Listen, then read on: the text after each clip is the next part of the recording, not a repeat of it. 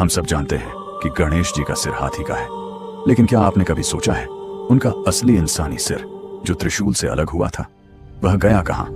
क्या वह नष्ट हो गया या आज भी कहीं इस धरती पर सुरक्षित है?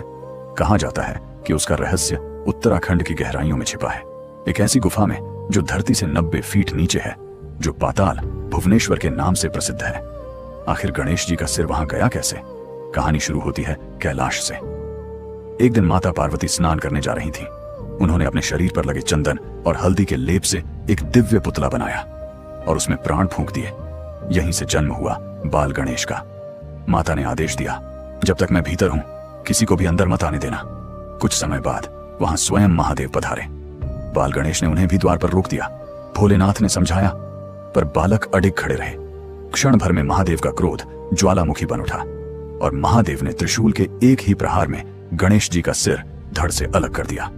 जब माता पार्वती बाहर आई और यह दृश्य देखा तो उनका क्रोध समस्त सृष्टि को भस्म करने को तैयार हो गया। तब माता पार्वती को शांत करने के लिए महादेव ने एक हाथी का सिर गणेश जी के धड़ पर लगा दिया और वे पुनः जीवित हुए।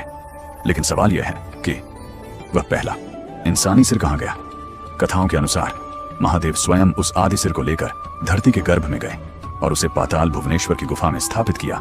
आज भी वहां एक अद्भुत शिला है जिसे गणेश जी का मूल सिर माना जाता है।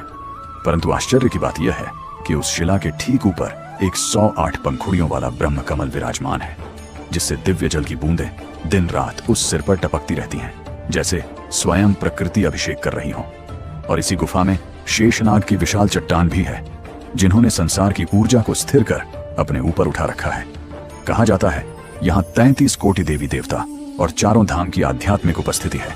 यह केवल एक गुफा नहीं बल्कि यह ऊर्जा का केंद्र है। कलयुग में इस गुफा की पुनः खोज आदि शंकराचार्य ने की थी और उन्होंने ही यहाँ तांबे का शिवलिंग स्थापित किया था। मान्यता है जिसे इस पाताल नगरी के दर्शन हो जाएं, उसका जीवन सफल माना जाता है।